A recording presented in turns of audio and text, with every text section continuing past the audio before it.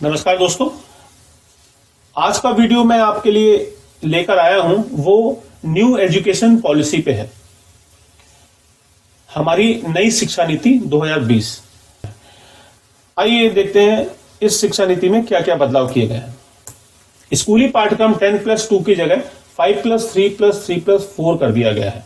10+2 के ढांचे की जगह 5+3+3+4 का नया पाठ्यक्रम संरचना लागू किया जाएगा, जो क्रमशः 3 से 8 साल, 8 से 11 साल, 11 से 14 साल और 14 से 18 साल के उम्र के बच्चों के लिए है। इसमें अब तक दूर रखे गए 3 से 6 साल के बच्चों को स्कूली पाठ्यक्रम के तहत लाने का प्रावधान है। नई प्रणाली में 3 साल की आंगनवाड़ी प्री स्कूलिंग के साथ 12 साल की स्कूली शिक्षा होगी।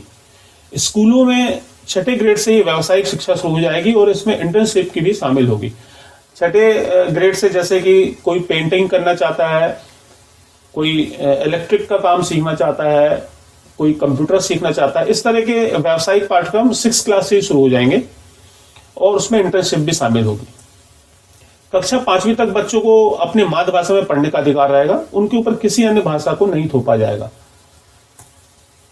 आइए समझते हैं 10+2 और 5+3+3+4 में अंतर क्या है। जैसा कि आप देख रहे हैं, यहां पर पहले ये ऑप्शनल था, 3 से 6 साल के बच्चों को पढ़ना जरूरी नहीं था, 6 साल के बाद उनका एडमिशन होता था।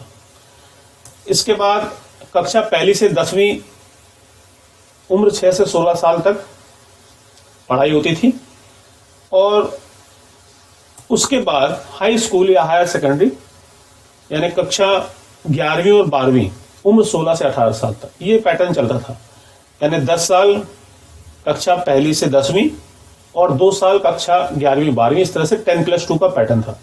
अब जो पैटर्न हो गया है उसमें शुरू के 5 साल में जो 3 से 6 साल के बच्चे हैं उनको भी ले लिया गया है। तो 3 से 6 साल के बच्चों को आंगनवाड़ी, प्री स्कूल, बाल वाटिका, इस तरह से उनको एडमिशन लिया जाएगा। उसके बाद उन्हीं बच्चों को क्लास 1 और क्लास 2 में प्रवेश दिया जाएगा।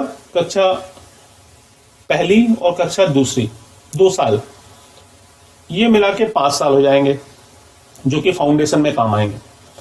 इसके बाद प्रारंभिक क्लास जिसे कहते हैं, कक्षा 3 से 5वीं, जो कि 8 साल से 11 साल के उम्र के बच्चों के लिए रहेगा।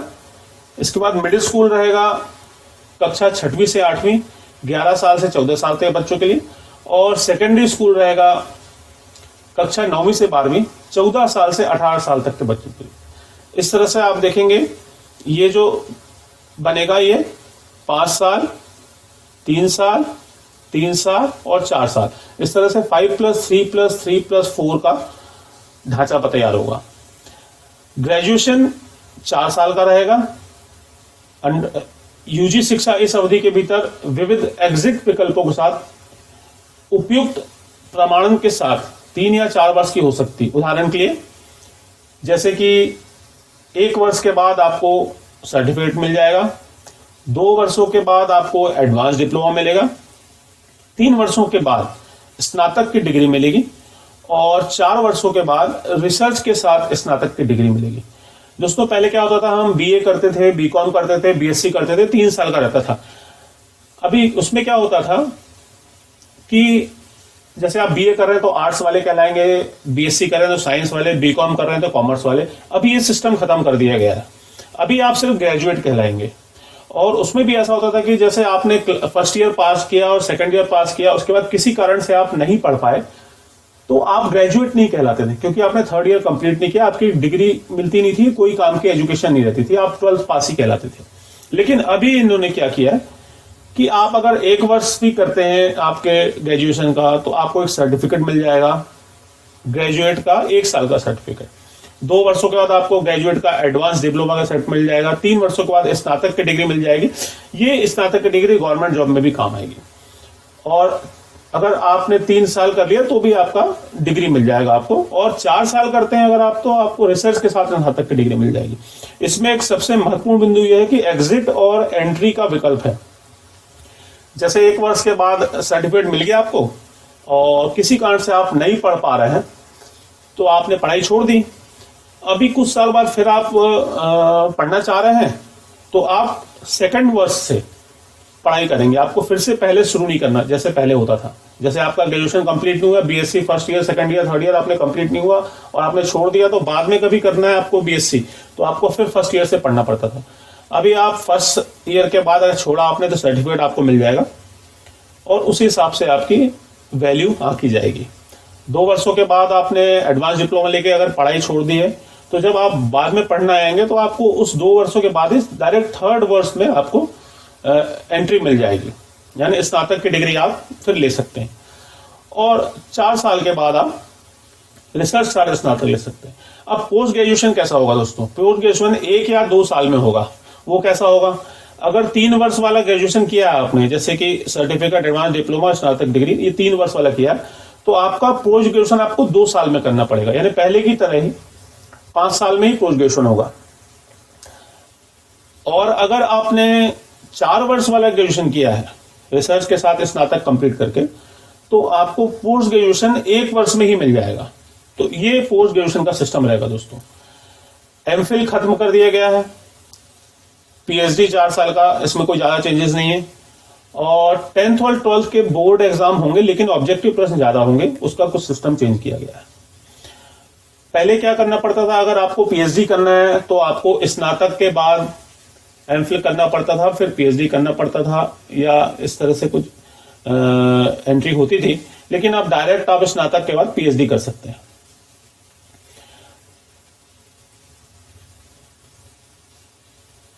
आगे देखते हैं दोस्तों, नई शिक्षा नीति के कुछ बहुत ही अच्छे पहलू हैं, जैसे स्कूल फीस। स्कूल के कैटेगरी के हिसाब से फीस होगी। अभी क्या होता था, प्राइवेट स्कूल किसी की 2 लाख फीस है, किसी की 3 लाख फीस है, मनमानी फीस रहती थी, उसमें कोई रोक नहीं थी।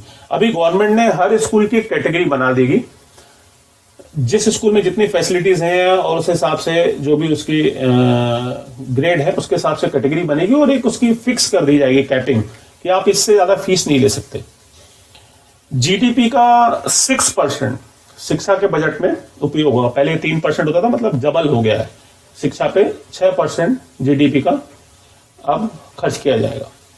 3 लैंग्वेज, बच्चों को कम से कम 3 भाषा सीखने मिलेगी।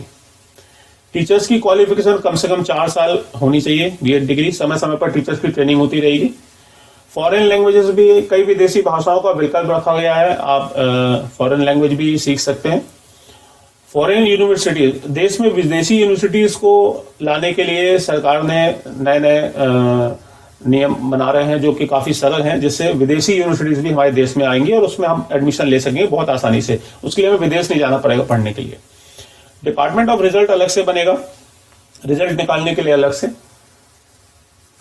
जहां से रिजल्ट निकला करेगा। मार्क्स जो है वो क्रेडिट के आधार पर मिलेंगे।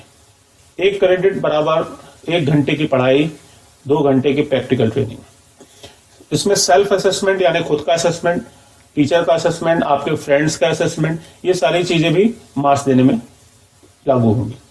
एक क्रेडिट बैंक बनाया जाएगा, जहां पे आपके सारे स्कोर्स, क्रेडिट स्कोर जो मिलते हैं वो स्टोर रहेंगे, जो कि आपको कैरी फॉरवर्ड होंगे अगले एजुकेशन, 12th के बाद आपके ग्रेजुएशन में, ग्रेजुएशन के बाद आगे की पढ़ाई में आपके वो कैरी फॉरवर्ड हो जाएंगे। जैसे कि बैंक का सिबिल स्कोर होता है, उसी तरह से आपको क्रेडिट स्कोर होगा। कक्षा 12वीं के बाद नेशनल टेस्टिंग एजेंसी के द्वारा सिंगल एंट्रेंस एग्जाम लिया जाएगा, जिसके द्वारा देश के हायर एजुकेशनल इंस्टीट्यूट में एडमिशन मिल पाएगा। तो ये थे भारत की नई शिक्षा नीति के बारे में कुछ महत्वपूर्ण बिंदु।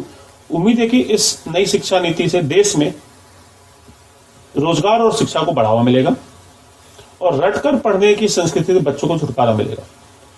नमस्कार दोस्तों, अगर आपको वीडियो पसंद आया हो तो प्लीज इसे लाइक करिए, शेयर करिए और सब्सक्राइब जरूर करिए।